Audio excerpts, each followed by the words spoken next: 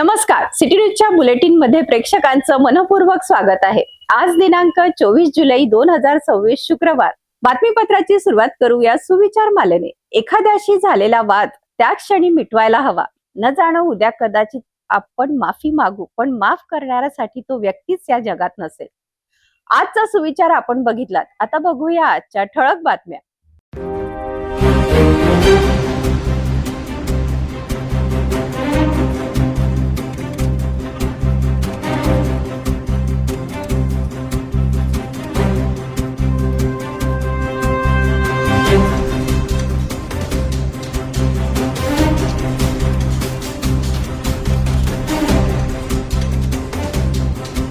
ठळक बातम्या बघितलात। आता घेऊया एक छोटासा ब्रेक। शादी और ब्याह की शुरुआत आराधना साड़ी के साथ।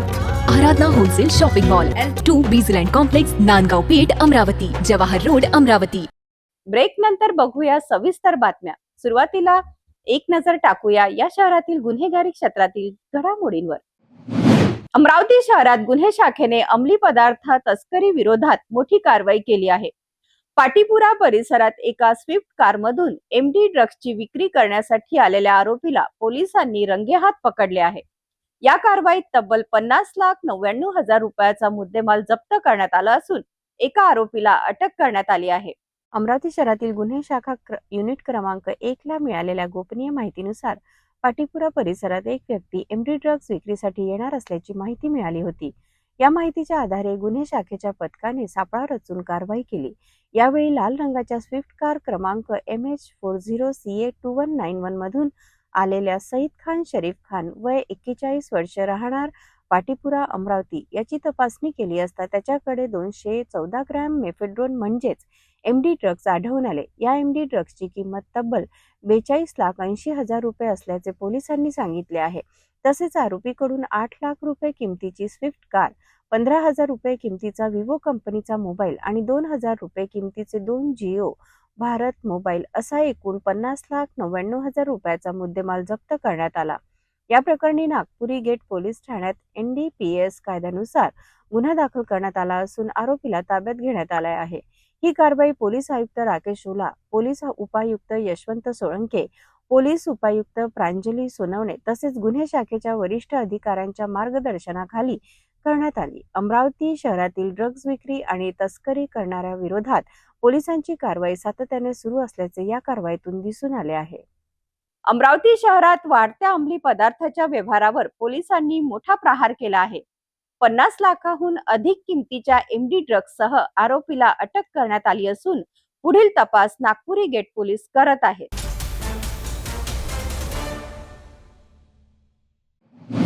अमरावती भरधाव कारचा कहर।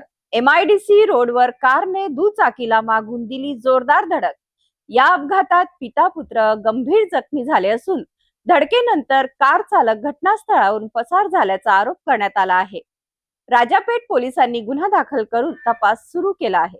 अमरावतीच्या राजापेठ पोलीस ठाण्याच्या हद्दीत MIDC कार्यालयासमोर भीषण अपघाताची घटना समोर आली आहे, जी रात्री 11:30च्या सुमारास भरधाव अल्टो K10 कारने दुचाकीला मागून जोरदार धडक दिली। या अपघातात दुचाकीवर असलेले शुभम अशोकराव खंडारे आणि त्यांचे वडील अशोकराव खंडारे हे दोघेही जखमी झाले।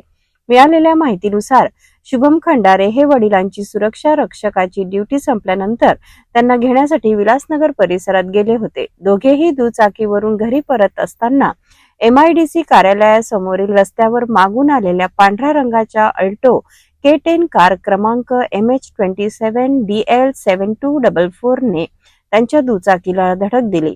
धडकेनंतर पिता पुत्र रस्त्यावर कोसळले। या अपघातात अशोकराव खंडारे यांच्या पायाला, कमरेला आणि पाठीला दुखापत झाली असून शुभम यांच्या पायाला आणि कमरेला मार लागला आहे।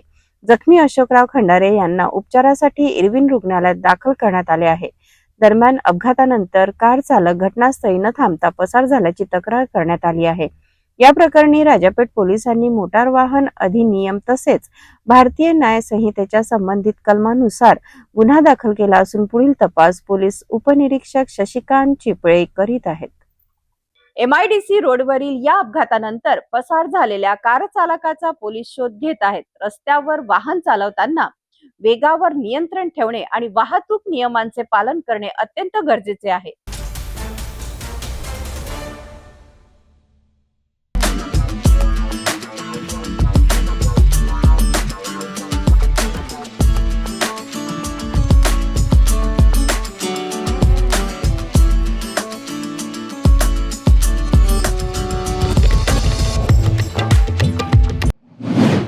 अनुसूचित जातींच्या आरक्षणाचे उपवर्गीकरण तातडीने लागू करावे आणि मातंग समाजाला न्याय मिळावा या प्रमुख मागण्यांसाठी आज अमरावतीत सकल मातंग समाजाच्या वतीने विराट आक्रोश क्रांती मोर्चा काढण्यात आला. राज्यभरातून हजारो समाज बांधवांच्या उपस्थितीत हा मोर्चा शांततेत आणि उत्साहात पार पडला.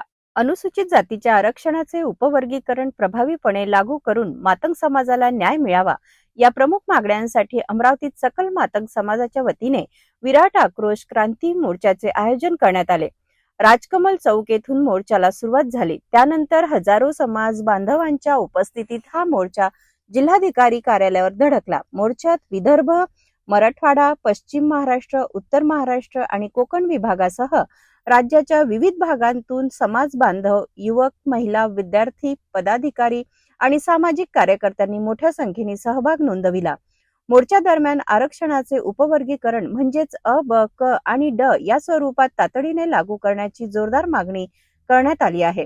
तसेच मातंग समाजाच्या प्रलंबित मागण्यांवर तातडीने निर्णय घेणे, समाजाला समान प्रतिनिधित्व मिळणे, घटनात्मक हक्कांची प्रभावी अंमलबजावणी करणे आणि शैक्षणिक, सामाजिक व आर्थिक विकासासाठी विशेष योजना राबवण्याची मागणीही करण्यात आली.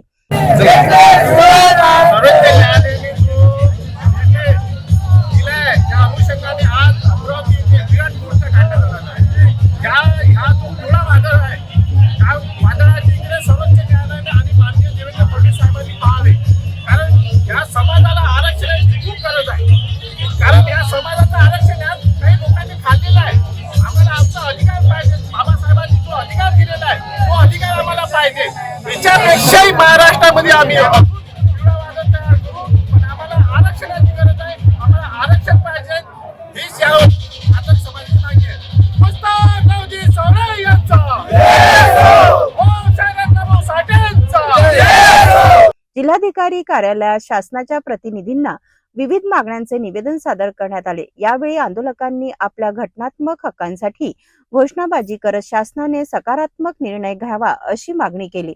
मोर्चा शांततेत पार पडल्याबद्दल आयोजकांनी सहभागी झालेल्या सर्व समाज बांधवांचे आभार मानले. समाजाच्या न्याय मागण्यांकडे शासनाने गांभीर्याने लक्ष देऊन लवकरात लवकर निर्णय घ्यावा अशी अपेक्षाही व्यक्त करण्यात आली.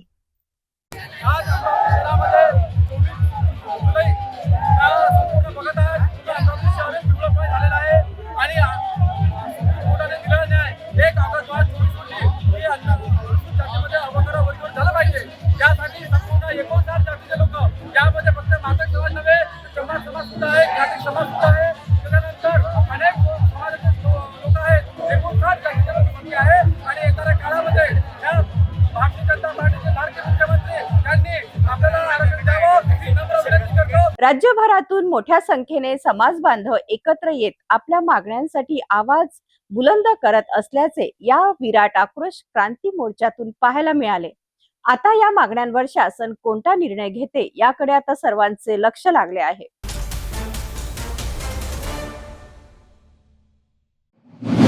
नमस्कार. मतदानाचा हक्क कायम ठेवायचा असेल तर ही बातमी प्रत्येक मतदाराने पाहणे गरजेचे आहे.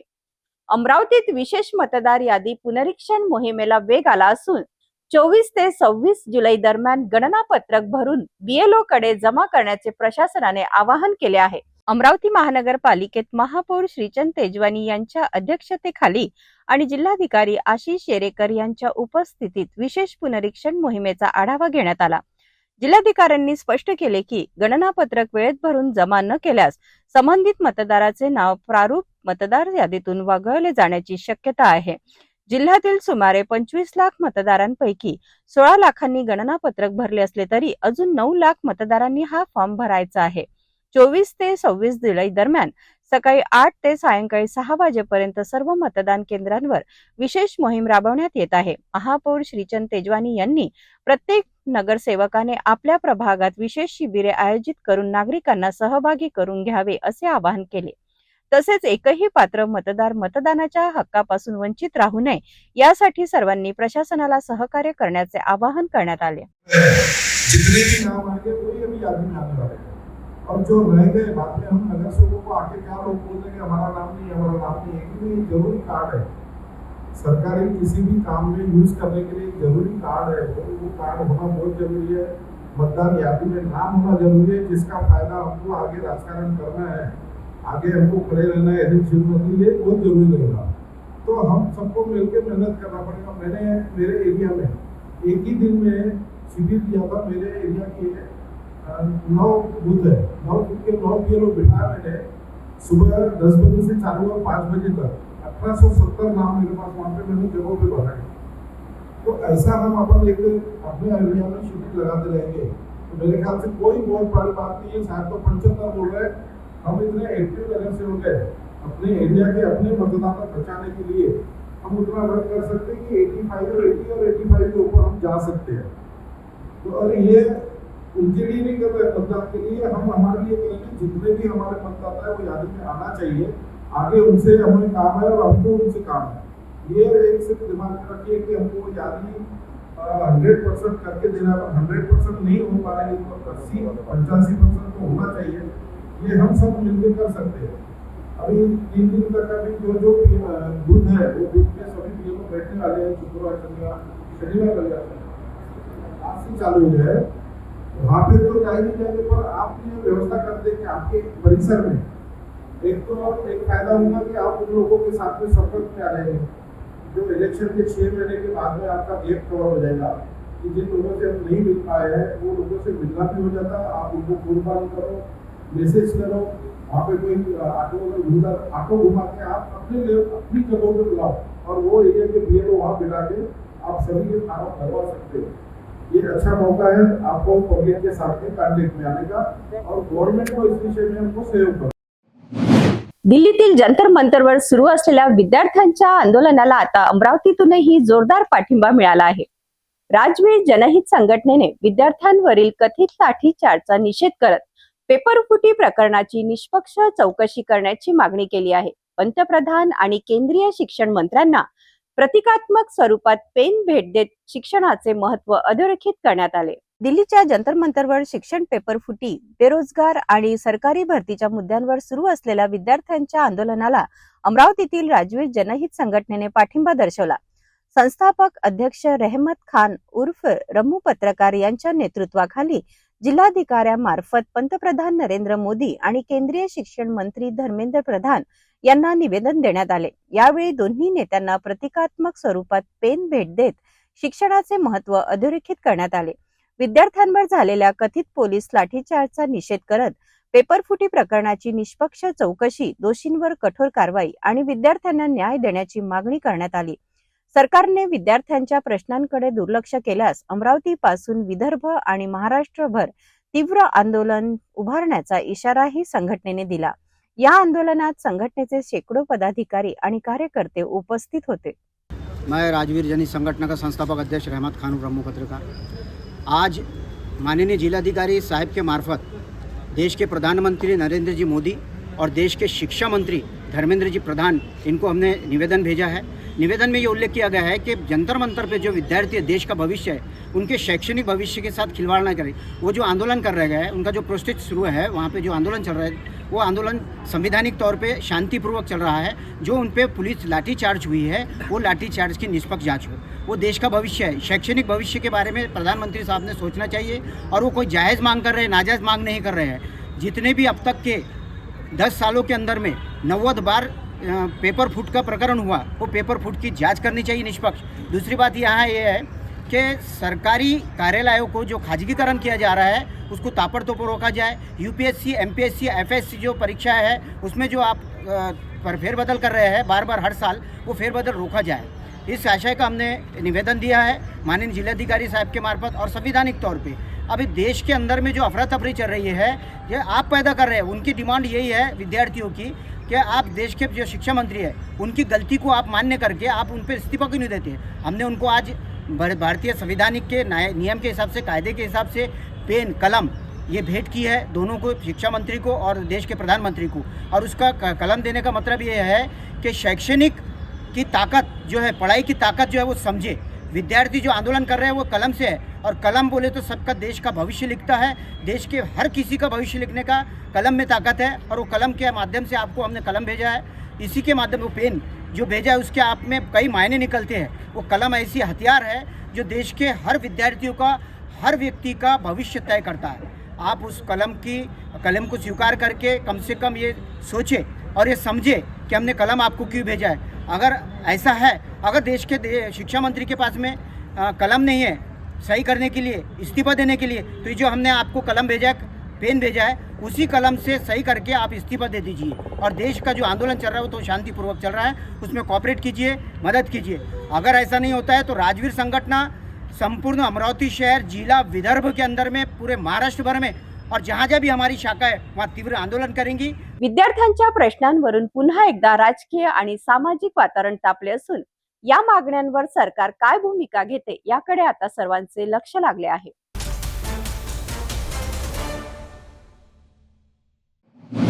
अमरावती महानगरपालिकेचे आयुक्त डॉक्टर मंगेश गोंदावले यांनी आज दक्षिण झोन क्रमांक 4 मधील विविध भागांचा प्रत्यक्ष दौरा करत स्वच्छता, अतिक्रमण मुक्ती आणि नागरी सुविधांचा आढावा घेतला।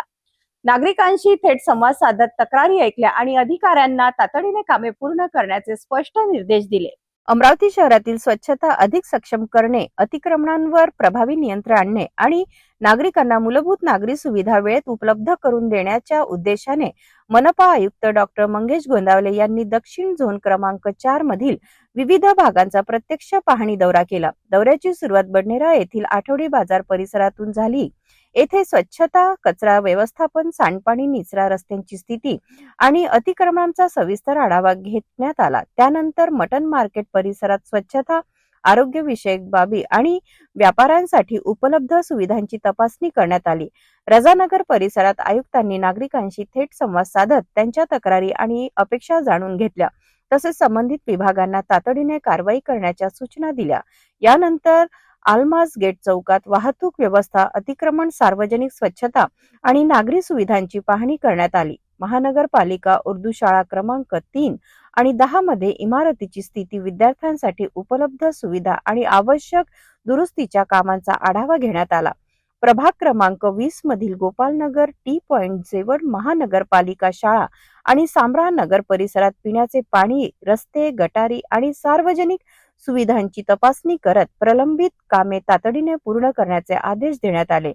जुनी वस्ती येथील महानगरपालिका शाळेच्या खुल्या भूखंडाचा योग्य वापर तसेच जीर्ण शाळेच्या सुरक्षिततेचा आढावा घेत आवश्यक कारवाईचे निर्देश देण्यात आले। स्मशानभूमी परिसरातील स्वच्छता अंतर्गत रस्ते, पाणी पुरवठा आणि प्रकाश व्यवस्था सुधारण्यावरही भर देण्यात आला। श्रीकृष्ण मंदिर परिसरातील अतिक्रमणाची पाहणी करत सार्वजनिक जागा मोकळ्या ठेवण्यासाठी नियमानुसार कठोर कारवाई करण्याचे आदेश देण्यात आले। या संपूर्ण दौऱ्यात नागरिकांनी स्वच्छता, रस्ते, गटारी, पाणी पुरवठा, अतिक्रमण आणि सार्वजनिक सुविधांबाबत अनेक समस्या मांडल्या। त्यांचे तातडीने निराकरण करण्यासाठी प्रशासन कटिबद्ध असल्याचा पुनरुच्चार आयुक्तांनी केला। शहर अधिक स्वच्छ, सुरक्षित आणि सुविधायुक्त करण्यासाठी अशा प्रत्यक्ष पाहणी दौऱ्याची मालिका पुढेही सुरू राहणार असल्याचे मनपा प्रशासनाने स्पष्ट केले आहे। स्वच्छता, अतिक्रमण मुक्ती आणि नागरी सुविधांमध्ये सुधारणा करण्यासाठी मनपा प्रशासनाने आता प्रत्यक्ष मैदानात उतरून कारवाईला वेग दिला आहे। या पाहणी दौऱ्यानंतर नागरिकांच्या समस्या कितपत मार्गी लागतात याकडे आता संपूर्ण शहराचे लक्ष लागले आहे।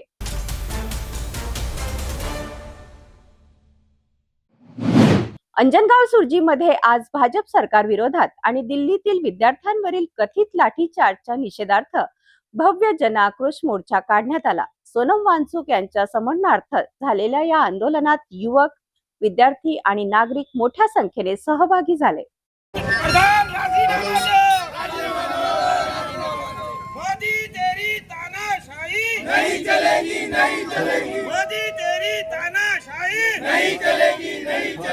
अंजनगाव सुरजी शहरात सकाळी 11 वाजता चैतन्य कॉम्प्लेक्स येथून जन आक्रोश मोर्चाची सुरुवात झाली. डीपी रोड, पानहटाई, 5 पावली आणि लाला चौक मार्गे तहसील कार्यालयापर्यंत हा मोर्चा काढण्यात आला.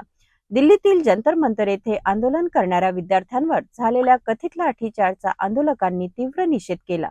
तसेच पेपरफुटी प्रकरणावर केंद्र आणि राज्य सरकारवर जोरदार टीका करण्यात आली. हमारे साथ इस आंदोलन पे ज्यादा बात करने के लिए हमारे साथ जुड़े हुए हैं कांग्रेस के जिला महासचिव मोहम्मद सिद्दीक। हम उनसे बात करेंगे, उनका क्या कहना है, क्या कहना चाहेंगे। आज बड़ी मात्रा में आंदोलन निकाला गया है, सड़कों पे उतरकर विरोध प्रदर्शन किया गया है, नारेबाजी की गई है, क्या कहना चाहिए। मोदी सरकार ने जो एक नारा लगाया था, बेटी पढ़ाओ बेटी बचाओ, और वही बेटी के ऊपर दिल्ली में पुलिस के हाथ से लाठीचार्ज कराए और लाठीचार्ज हुई और लाठीचार्ज कराए, इसका हम निषेध करते हैं। और वही निषेध के अर्थ में आज अंजनगांव तहसील पर मोर्चा निकाला गया और तहसीलदार मैडम को एक निवेदन दिए गया। मोर्चा दरम्यान भाजप सरकार विरोधात घोषणाबाजी करण्यात आली. आंदोलनाच्या शेवटी शिष्टमंडळाने तहसीलदारांना निवेदन देत लाठीचार्जसाठी जबाबदार अधिकाऱ्यांवर कठोर कारवाई आणि विद्यार्थ्यांच्या मागण्या तातडीने मान्य करण्याची मागणी केली. आपल्या देशामध्ये नीट एक्झामचा पेपर लीक झाल्यामुळे जवळपास 19 विद्यार्थ्यांनी नैराश्यातून आणि या व्यवस्थेला बळी पडून आत्महत्या केलेली आहे. या विद्यार्थ्यांच्या या बलिदानाचं मूल्यमापन शासन स्तरावर कुठल्याच प्रकारे नाही.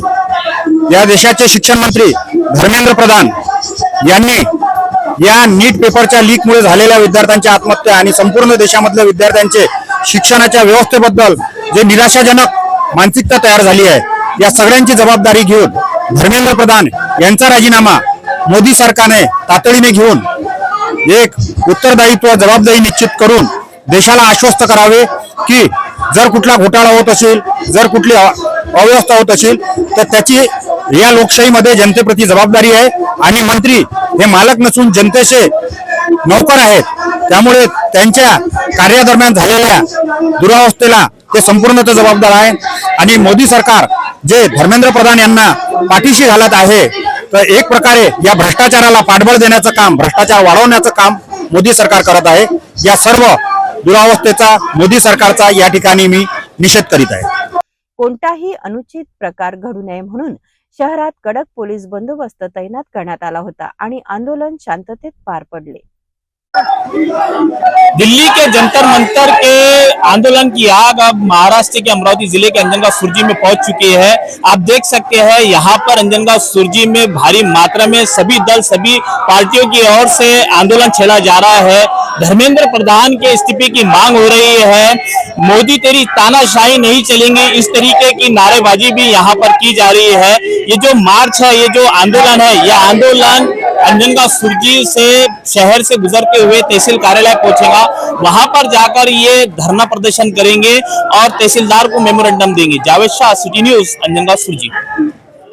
अंजनगाव सुरजीतील या जन आक्रोश मोर्चामुळे विद्यार्थ्यांच्या प्रश्नांवर पुन्हा एकदा राजकीय वातावरण तापले आहे. या आंदोलनावर सरकारची पुढील भूमिका काय असणार याकडे आता सर्वांचे लक्ष लागले आहे.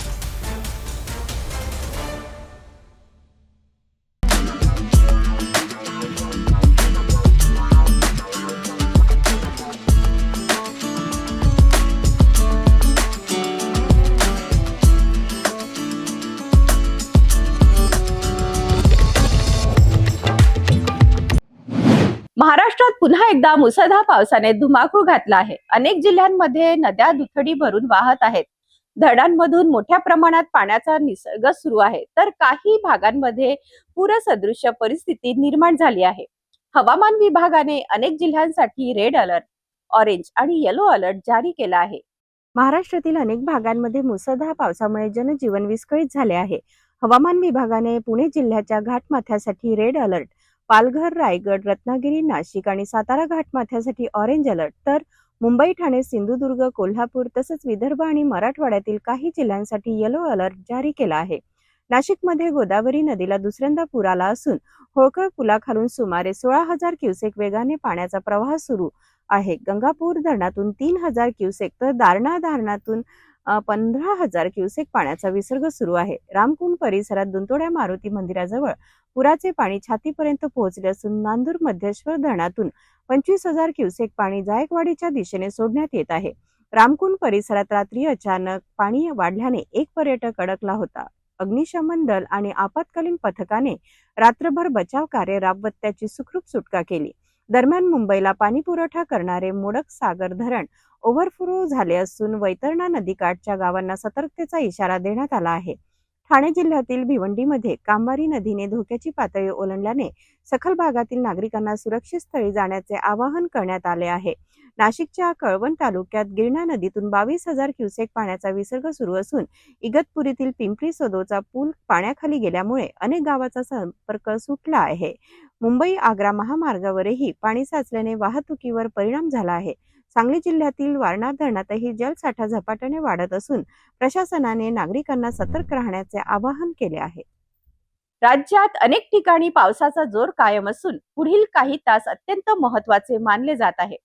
नागरिकांनी अफवांवर विश्वास न ठेवता प्रशासन आणि हवामान विभागाच्या सूचनांचे पालन करावे.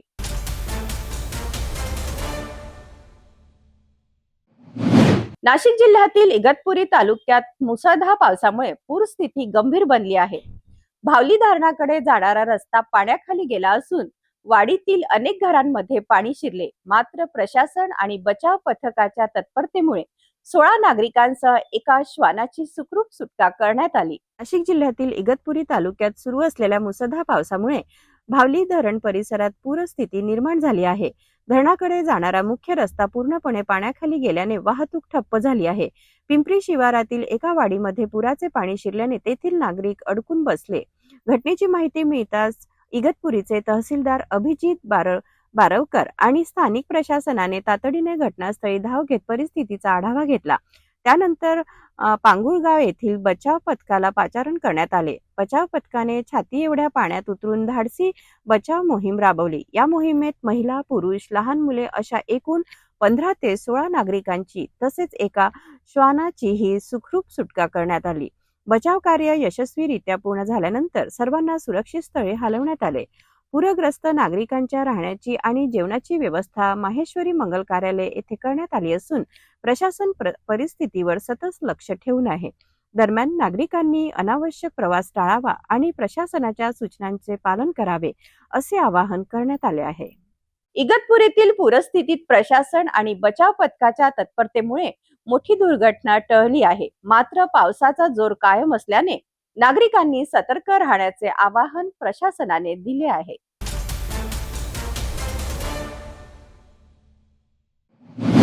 मुंबईतील शिवाजी पार्क येथे आंदोलन दरम्यान पोलिसांची व्हॅन अडवणाऱ्या एका तरुणीचा व्हिडिओ सोशल मीडियावर मोठ्या प्रमाणात व्हायरल झाला आहे. ही तरुणी नेमकी कोण आहे, तिने व्हॅन का अडवली आणि तिची भूमिका काय आहे याबाबतची माहिती आता समोर आली आहे. दिल्लीतील विद्यार्थ्यांच्या आंदोलन दरम्यान झालेल्या कथित लाठीचार्जच्या निषेधार्थ मुंबईतील शिवाजी पार्क आणि चेंबूर परिसरात आंदोलन करण्यात आले होते. या आंदोलन दरम्यान पोलिसांनी काही आंदोलकांना ताब्यात घेऊन व्हॅनमध्ये बसवण्यास सुरुवात केली. त्याचवेळी एका तरुणीने धाडसाने पोलिसांच्या व्हॅनसमोर उभे राहत गाडी अडवली. हा व्हिडिओ सोशल मीडियावर मोठ्या प्रमाणात व्हायरल झाला. ही तरुणी रिया यादव म्हणजेच सोशल मीडियावर रिया अहिर या नावाने ओळखली जाते. ती अभिनेत्री, मॉडेल आणि उद्योजिका असून तिचा स्वतःचा कपड्याचा ब्रँड आहे. सोशल मीडियावर तिचे 1 लाखाहून अधिक फॉलोअर्स आहेत. आंदोलनाला जाण्यापूर्वी रियाने इंस्टाग्रामवर एक व्हिडिओ शेअर केला होता. त्यामध्ये आंदोलनासाठी आवश्यक तयारी, डोक्याच्या संरक्षणासाठी टोपी, जाडी टी-शर्ट, इनहेलर आणि पावसापासून बचावासाठी आवश्यक साहित्य सोबत घेतल्याची माहिती तिने दिली होती. घटनेनंतर प्रतिक्रिया देताना रियाने सांगितले की आंदोलकांना विनाकारण ताब्यात घेतले जात असल्याने तिला वाटल्याने तिने पोलिसांची व्हॅन अडवण्याचा निर्णय घेतला. या घटनेचा व्हिडिओ सोशल मीडियावर मोठ्या प्रमाणात चर्चेचा विषय ठरला असून विविध स्तरावरून त्यावर प्रतिक्रिया उमटत आहेत. मुंबईतील आंदोलन दरम्यान घडलेली ही घटना आणि व्हायरल झालेला व्हिडिओ सध्या राज्यभर चर्चेचा विषय ठरला आहे. या प्रकरणावर पुढे कोणती भूमिका घेतली जाते याकडे आता सर्वांचे लक्ष लागले आहे.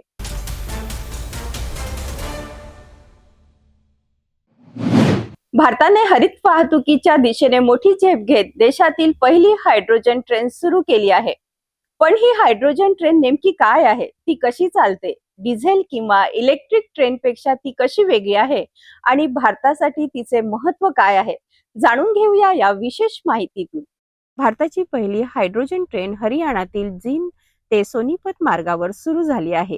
ही ट्रेन पर्यावरणपूरक तंत्रज्ञानावर आधारित असून स्वच्छ ऊर्जा वापरणाऱ्या भविष्यातील रेल्वे व्यवस्थेचे प्रतीक मानली जात आहे. सर्वप्रथम जाणून घेऊया हायड्रोजन ट्रेन म्हणजे काय. ही प्रत्यक्षात इलेक्ट्रिक ट्रेनच असते, मात्र ती ओव्हरहेड विजेच्या तारांवर अवलंबून नसते. ट्रेनमध्येच हायड्रोजन इंधनाच्या मदतीने वीज तयार केली जाते आणि त्याच विजेवर मोटर्स चालून ट्रेन धावते. आता पाहूया ही ट्रेन कशी काम करते. ट्रेनच्या छतावर विशेष हायड्रोजन टाक्या बसवलेल्या असतात. या टाक्यांमधील हायड्रोजन फ्युएल सेल्समध्ये ऑक्सिजन सोबत रासायनिक प्रक्रिया करतो. या प्रक्रियेत वीज निर्माण होते. ही वीज ट्रेनच्या इलेक्ट्रिक मोटरला पुरवली जाते आणि ट्रेन पुढे धावते. उरलेली अतिरिक्त ऊर्जा बॅटरीमध्ये साठवली जाते, जी गरज पडल्यास वापरली जाते.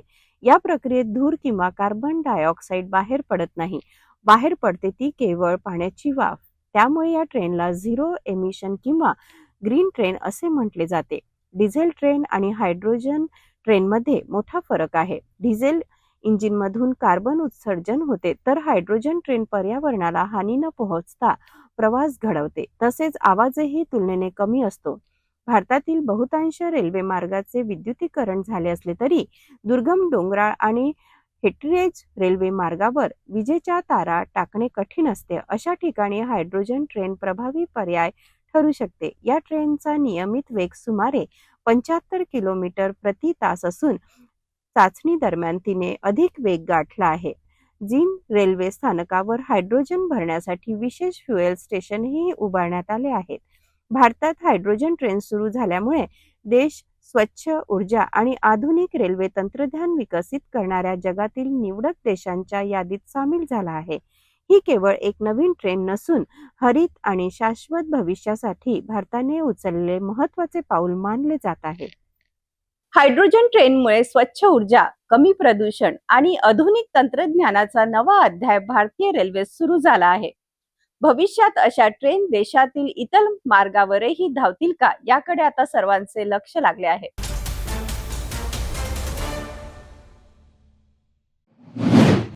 गुजरातमधील महापुरात मृत्यूच्या दारात उभ्या असलेल्या 40 प्रवाशांना अखेर नवजीवन मिळाले आहे. वापीजवळ पुराच्या पाण्यात ट्रॅव्हल्स अडकल्यानंतर एनडीआरएफने हेलिकॉप्टरच्या साह्याने थरारक बचाव मोहीम राबवत सर्व प्रवाशांची सुखरूप सुटका केली. या प्रवाशांमध्ये बुलढाणा जिल्ह्यातील मेहकर तालुक्यातील जानेफळ येथील 3 नागरिकांचाही समावेश होता. गुजरातमधील वापीजवळ आंबेठी कोपली पुलावर आलेल्या महापुरात ट्रॅव्हल्ससह अडकलेल्या एकूण 40 प्रवाशांची एनडीआरएफच्या हेलिकॉप्टरद्वारे थरारक सुटका करण्यात आली. या प्रवाशांमध्ये मेहकर तालुक्यातील जानेफळ गावातील 3 नागरिकांचाही समावेश होता. माहितीनुसार 22 जुलैच्या मध्यरात्री वापीहून नाशिक मार्गे जालन्याकडे निघालेली ट्रॅव्हल्स अचानक आलेल्या पुराच्या पाण्यात अडकली. पाण्याचा वेग वाढत गेल्याने सर्व प्रवाशांना ट्रॅव्हल्सच्या छतावर आश्रय घ्यावा लागला. रात्रभर मुसळधार पाऊस आणि वाढत्या पुराच्या पाण्यात हे सर्व प्रवासी मदतीची वाट पाहत मृत्यूशी झुंज देत होते. घटनेची माहिती मिळताच स्थानिक प्रतिनिधींनी गुजरात प्रशासनाशी संपर्क साधला. तसेच केंद्रीय मंत्री तथा खासदार प्रतापराव जाधव, गुजरात प्रशासन, एनडीआरएफ, माजी आमदार डॉक्टर संजय रायमुलकर आणि स्थानिक पदाधिकाऱ्यांनी समन्वय साधून बचाव कार्याला गती दिली. पहाट होताच एनडीआरएफच्या पथकाने हेलिकॉप्टरच्या साहाय्याने एका मागोमाग सर्व 40 प्रवाशांना सुरक्षित बाहेर काढले. या यशस्वी बचाव मोहिमेमुळे सर्व प्रवाशांना नवजीवन मिळाले असून त्यांच्या कुटुंबियांनी सुटकेचा निश्वास टाकला आहे. आज 23 जुलै रोजी मध्यरात्री 1 वाजता आमचे मोठे भाऊ वापी गुजरात येथून मोठे भाऊ, त्यांची मुलगी आणि 3 वर्षाची चिमुकली हे वापी येथून जालन्याकडे येत असताना त्यांच्या खाजगी ट्रॅव्हल्समध्ये इतर 45 प्रवासी होते. तर त्यांची बस वापीहून निघून 16 किलोमीटर अंतरावर ते पाण्यात अडकली. रात्री त्यांच्यामध्ये 1-1.5 वाजता कॉल आला. त्या टायमात मी रात्री 1:30 वाजता आवले पाटील आणि किशोर चांदणे यांना संपर्क साधला. त्यांनी रात्री 2 वाजता केंद्रीय मंत्री प्रतापराव जाधव साहेब आणि त्यांची पूर्ण टीम जसे की Rahul sir Solanki sir, doctor Gopal decay sir आणि सर्व यंत्रणा कामाला लागली. त्यांनी त्यांचा रेस्क्यू सुरू असताना त्यांनी सर्व माहिती त्याची सर्व माहिती घेतली आणि आमच्या सगळ्याचे आमच्या भावाचे आणि सगळ्या इतर 45 प्रवाशांचे प्राण वाचवले आणि त्यांचे खूप खूप आभार. प्रतापराव जाधव साहेब यांचे खूप खूप आभार मानतो. NDRF, गुजरात प्रशासन आणि विविध स्तरावरील समन्वयामुळे मोठी दुर्घटना टळली आणि 40 प्रवाशांचे प्राण वाचले. या यशस्वी बचाव मोहिमेचे सर्वत्र कौतुक होत आहे.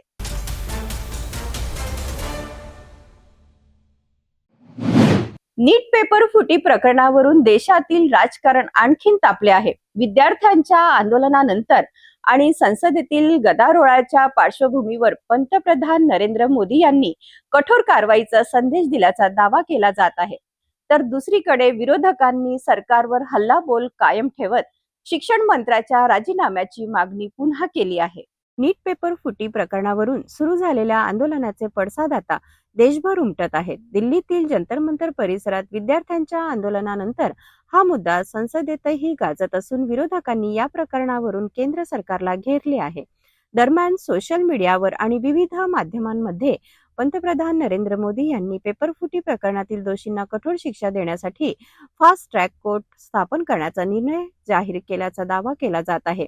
तसेच विद्यार्थ्यांच्या भविष्याशी खेळ करणाऱ्यांना कोणतीही सवलत दिली जाणार नसल्याचा संदेशही दिल्याचे सांगितले जात आहे. याच पार्श्वभूमीवर केंद्रीय गृहमंत्री अमित शहा यांनी तरुणांचे भविष्य सुरक्षित ठेवणे हे सरकारचे प्राधान्य असल्याचे म्हटल्याचे वृत्त समोर आले आहे. मात्र विरोधकांनी आपली भूमिका कायम ठेवली आहे. काँग्रेस नेते राहुल गांधी यांनी शिक्षण मंत्री धर्मेंद्र प्रधान यांच्या राजीनाम्याची मागणी पुन्हा केली असून विद्यार्थ्यांवरील कारवाई आणि आंदोलनाच्या हाताळणीवरही सरकारवर टीका केली आहे. दरम्यान संसदेत या मुद्द्यावरून गदारोळ सुरूच असून या प्रकरणातील पुढील राजकीय घडामोडींकडे देशाचे लक्ष लागले आहे. नीट पेपर फुटी प्रकरणावरून देशातील राजकारण चांगलेच तापले आहे. सरकारच्या भूमिकेनंतर विरोधक पुढे काय भूमिका घेतात आणि या प्रकरणात पुढे कोणते निर्णय होतात याकडे आता संपूर्ण देशाचे लक्ष लागले आहे.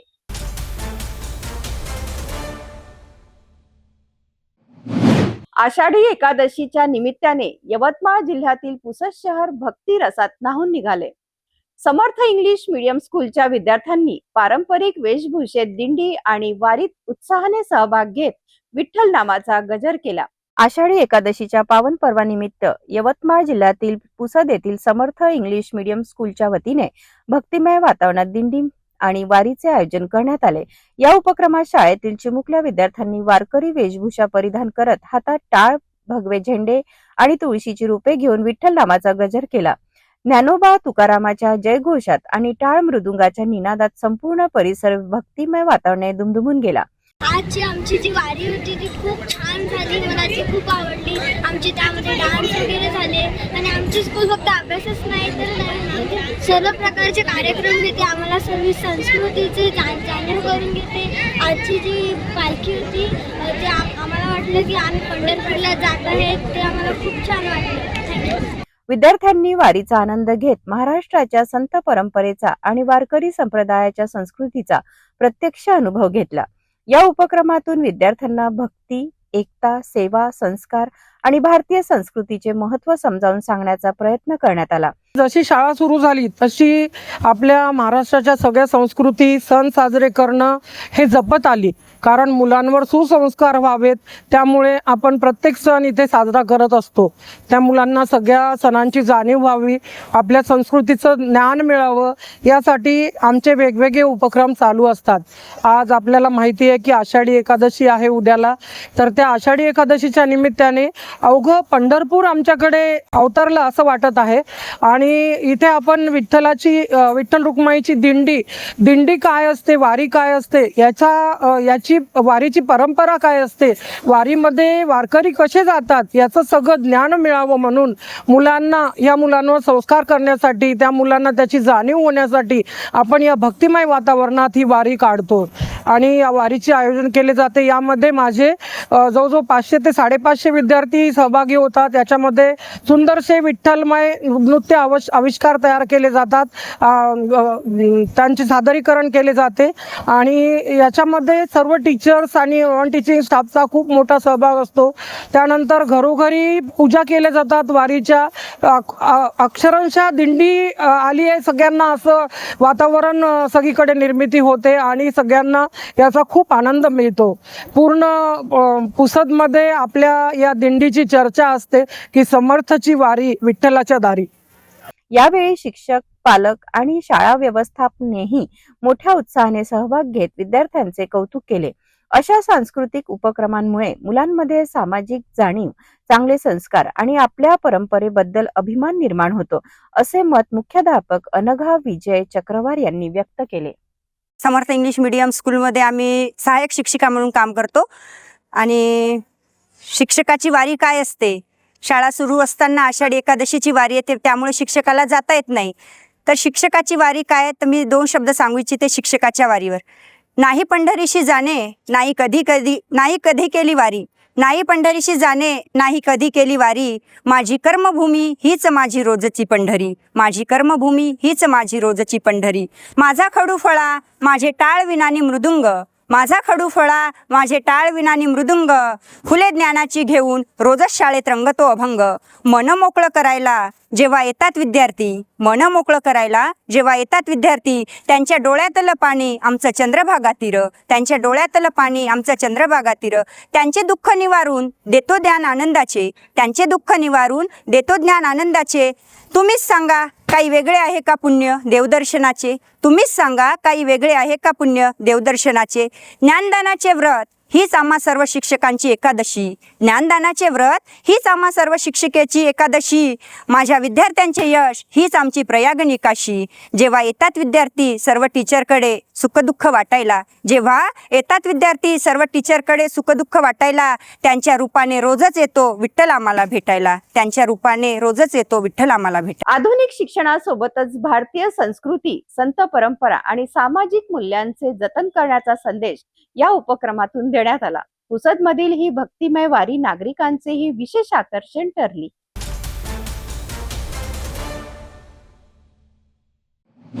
आषाढी एकादशीच्या पावन पर्वनिमित्त वाशिम मधील एका युवा शिल्पकाराने आपल्या अनोख्या कलेतून भक्तिभावाला अनोखे रूप दिले आहे. अवघ्या एका खडूवर विठ्ठल, रुक्मिणी आणि वारकऱ्यांचे सूक्ष्म शिल्प साकारत हर्षल हिवसे यांनी सर्वांचे लक्ष वेधून घेतले आहे. आषाढी एकादशीच्या निमित्ताने वाशिम शहरातील युवा शिल्पकार हर्षल हिवसे यांनी आपल्या कलाकौशल्याचा अनोखा आविष्कार सादर केला आहे. अवघ्या एका खडूवर त्यांनी भगवान विठ्ठल, माता रुक्मिणी आणि वारकऱ्यांचे अत्यंत सूक्ष्म व आकर्षक शिल्प साकारले आहे. सूक्ष्म शिल्पकलेसाठी ओळख असलेल्या हर्षल हिवसे यांनी यापूर्वीही खडूवर अनेक विविध कलाकृती साकारल्या आहेत. मात्र यंदाच्या आषाढी एकादशीच्या निमित्ताने त्यांनी वारकरी संप्रदायाची भक्ती, श्रद्धा आणि संस्कृती एका छोट्याशा खडूमध्ये जिवंत केली आहे. या कलाकृतीतील बारकावे, शिल्पाची नाजूक रचना आणि कलात्मक सादरीकरण पाहून नागरिकांकडून तसेच कला रसिकांकडून त्यांच्या कलेचे मोठ्या प्रमाणात कौतुक केले जात आहे. भक्ती आणि कलेचा सुंदर संगम घडवणारी ही कलाकृती सध्या वाशिममध्ये आकर्षणाचा विषय ठरला आहे. अवघ्या एका खडूवर विठ्ठल, रुक्मिणी आणि वारकऱ्यांचे शिल्प साकारत हर्षल हिवसे यांनी आपल्या कलेतून भक्तीचा अनोखा संदेश दिला आहे. त्यांच्या या अनोख्या कलाकृतीचे सर्व स्तरातून कौतुक होत आहे.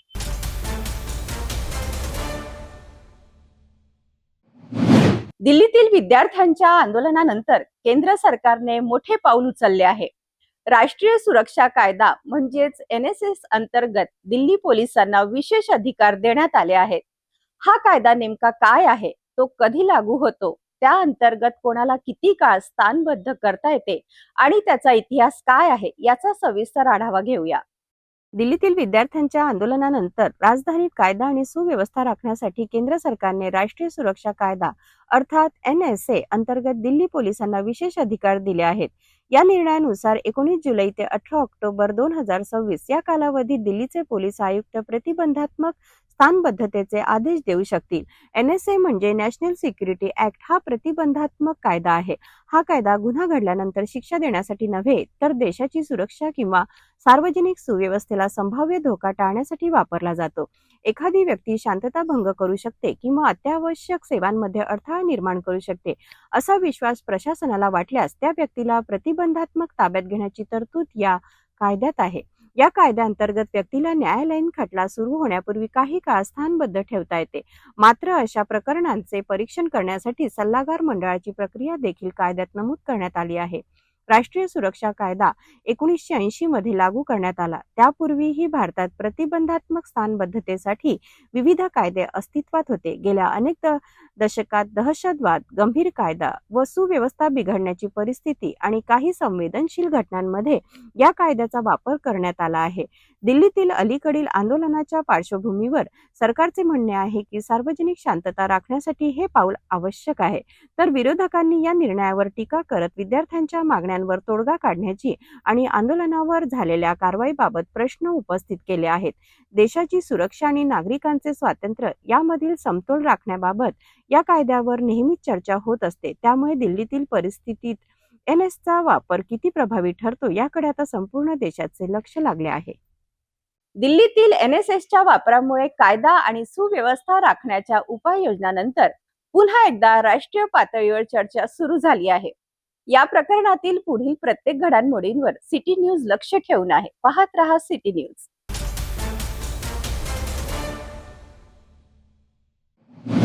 नागपूरच्या सेंट्रल जेलमधून एक धक्कादायक प्रकार समोर आला आहे.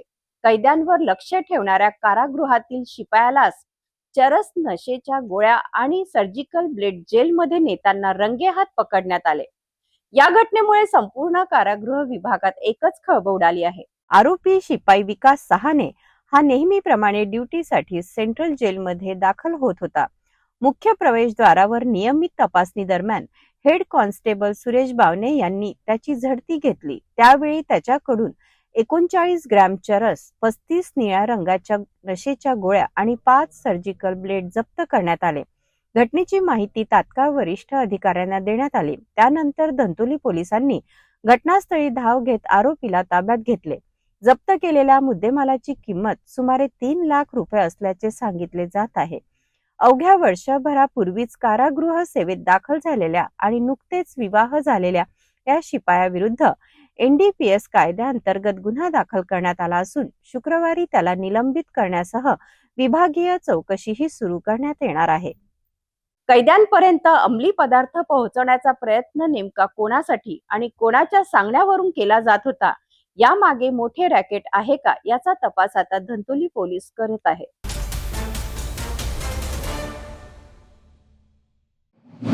दोन वर्षाहून अधिक काळ पोलिसांना गुंगारा देत राज्याबाहेर फरार असलेल्या महिला आरोपीला अखेर नागपूर गुन्हे शाखेने अटक केली आहे.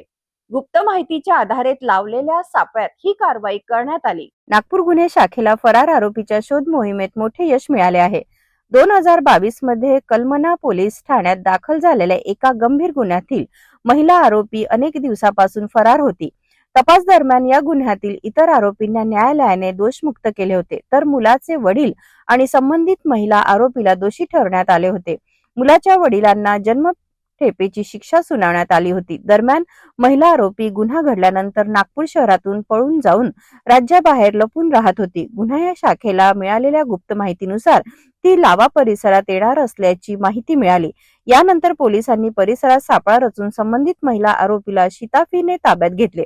तिच्यावर पुढील कायदेशीर कारवाई सुरू असून संबंधित पोलीस ठाण्याच्या ताब्यात देण्याची प्रक्रिया करण्यात आली आहे. ही कारवाई पोलीस आयुक्त विश्वास नागरे पाटील, सहपोलीस आयुक्त रवींद्र सिंघल, अपर पोलीस आयुक्त नवीनचंद्र रेड्डी, पोलीस उपायुक्त निकेतन कदम आणि गुन्हे शाखेच्या वरिष्ठ अधिकाऱ्यांच्या मार्गदर्शनाखाली युनिट क्रमांक 3च्या पथकाने यशस्वीरित्या पार पाडली.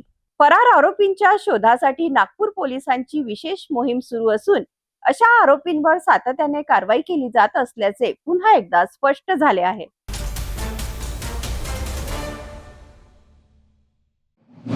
नागपुरात यशोधरा नगर पोलिसांनी अंमली पदार्थाविरोधात मोठी कारवाई करत 2 आरोपींना अटक केली आहे. घरावर टाकलेल्या धाडीत तब्बल 7 किलोहून अधिक गांजा जप्त करण्यात आला असून लाखो रुपयांचा मुद्देमाल पोलिसांनी ताब्यात घेतला आहे. नागपूर शहरातील यशोधरा नगर पोलीस ठाण्याच्या हद्दीत अंमली पदार्थाविरोधात पोलिसांनी मोठी कारवाई केली आहे. 23 जुलै 2026 रोजी पोलीस उपनिरीक्षक सदाशिव कणसे यांना मिळालेल्या गुप्त माहितीच्या आधारे संबंधित ठिकाणी NDPS कायद्याच्या नियमानुसार पंचासमक्ष धाड टाकण्यात आली. या कारवाई दरम्यान मोहम्मद सरफराज अब्दुल सत्तार अन्सारी व गोसिया परवीन सरफराज अन्सारी या दोघांच्या ताब्यातून एकूण 7 किलो 691 ग्रॅम गांजा जप्त करण्यात आला. जप्त करण्यात आलेल्या गांजाची अंदाजे किंमत 1,76,525 रुपये इतकी असल्याचे पोलिसांनी सांगितले आहे. या प्रकरणी दोन्ही आरोपींविरुद्ध NDPS कायद्यान्वये गुन्हा दाखल करण्यात आला असून पुढील तपास सुरू आहे. ही कारवाई पोलीस आयुक्त विश्वास नागरे पाटील, अप्पर पोलीस आयुक्त व वरिष्ठ अधिकाऱ्यांच्या मार्गदर्शनाखाली यशोधरा नगर पोलीस ठाण्याच्या पथकाने यशस्वीरित्या पार पाडली.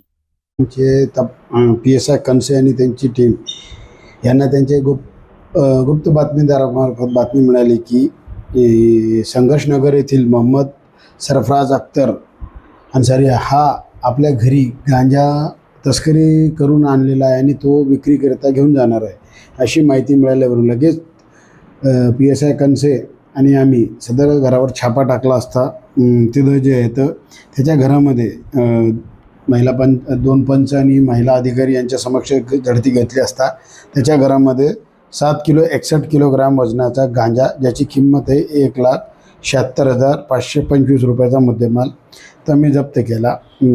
याच्यामध्ये जे आहे तर 2 आरोपी आहेत. तिची पत्नी गौसिया परवीन ह्याने सुद्धा या गुन्ह्यामध्ये तिचा सहभाग आढळून आल्यामुळे आम्ही तिला पण याच्यामध्ये आरोपी बनवलेले आहे. काल संध्याकाळी दोघांनाही 16:30 वाजता च्या नंतर अटक करण्यात आली आहे आणि आता सध्या आरोपी हे पोलीस कस्टडीकरता कोर्ट न्यायालयात पाठवण्यात आले आहे. सदरचा गांजा आम्ही जो तपास केला त्याच्यामध्ये त्यांनी तो ओडिशा इथून आणलेला आहे आणि तो हिंगणा जिल्ह्यामध्ये वर्धा जिल्ह्यामध्ये विक्रीसाठी जाणार होता. तर ह्याबाबत आमचा तपास चालू आहे. याच्यामध्ये बॅकवर्ड आणि फॉरवर्ड लिंक जे भेटेल त्याच्यामध्ये जे आरोपी निष्पन्न होतील ते सगळेच आरोपी आम्ही करणार आहोत. याच्यामधला जो मोहम्मद सरफराज अख्तर आहे हा रेकॉर्डवरचा याच्यापूर्वी त्याच्यावर 2 ते 3 गुन्हे NDPSचे दाखल आहे आणि काही चोऱ्याचे आणि इतर काही रेकॉर्ड आहे त्याचा. आणि जी तिची पत्नी आहे तिचा हे म्हणजे रेकॉर्ड नाही, फर्स्ट गुन्हा आहे. आणि सदरची कामगिरी ही आमचे माननीय CP विश्वास नागरे पाटील साहेब यांच्या मार्गदर्शनाखाली वसंत परदेसाहेब अप्पर पोलीस आयुक्त दक्षिण प्रदेश विभाग, नित्यानंद झा साहेब पोलीस आयुक्त परिमंडळ 5 आणि श्री रोहित ओवळ सहाय्यक पोलीस आयुक्त कळमना विभाग यांच्या मार्गदर्शनाखाली पोलीस उपनिरीक्षक सदाशिव कणसे, महिला पोलीस उपनिरीक्षक वनिता गर्जे, पोलीस हवालदार राजेश पाली, पोलीस हवालदार अशोक तायडे, महिला पोलीस वैशाली गायधने, महिला पोलीस सपना राणे, महिला पोलीस शिपाई बबिता नन्नावरे, राकेश तिडके, नितेश मिश्रा, साजिद खान, अमोल भेंडेकर, विनय कोचे यांनी सदरची कामगिरी पार पाडली आहे. अंमली पदार्थांच्या विरोधातील कारवाई आणखी तीव्र करण्याचे संकेत नागपूर पोलिसांनी दिले आहेत. या प्रकरणाचा पुढील तपास सुरू असून या रॅकेटशी संबंधित आणखीन धागेदोरे समोर येतात का याकडे आता सर्वांचे लक्ष लागले आहे. जाता जाता पुन्हा एकदा आजच्या ठळक बातम्या.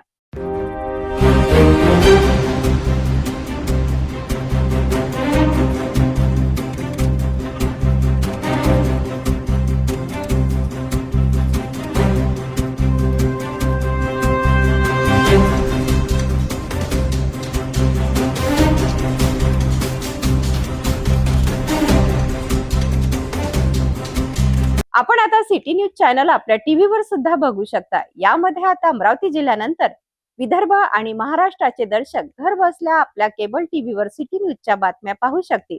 यात लवकरच आम्ही आपल्यापर्यंत पोहोचणार आहोत. जर आपल्या टीव्हीवर सिटी न्यूज चॅनल दिसत नसेल तर आपण आपल्या केबल ऑपरेटरशी संपर्क साधावा. आपण सिटी न्यूज केबलच्या व्यतिरिक्त YouTube, Facebook, Instagram आणि ट्विटरवर सुद्धा बघू शकता. याकरिता सोशल मीडिया अकाउंट सबस्क्राईब करा, फॉलो करा, लाईक करा. YouTube अकाउंट सबस्क्राईब करण्याकरिता सबस्क्राईब बटनला क्लिक करा आणि बेल आयकॉन दाबायला विसरू नका, कारण सर्वात आधी समाचार आपल्यापर्यंत पोहोचणार आहेत. तसेच सिटी न्यूजचे फेसबुक पेज लाईक करा, Instagram आणि ट्विटर हँडल फॉलो करा. आपण व्हॉट्सअपवर सुद्धा सूचना देऊन न्यूज प्राप्त करू शकता. व्हॉट्सअप नंबर स्क्रीनवर येत आहे. हे बातमीपत्र एवढ्यावरच थांबूया. पुन्हा भेटूया नवीन घडामोडींसोबत. नमस्कार. हर खबर पर पैनी नजर, हर मुद्दे पर सटीक वार, यही है सिटी न्यूज की पहचान. जहाँ सच्चाई की आवाज दबाई जाती है, वहाँ सिटी न्यूज उठाता है सवाल. हर स्क्रीन पर, हर प्लेटफॉर्म पर हमारी मौजूदगी बोलती है. सिटी न्यूज हमेशा सच के साथ.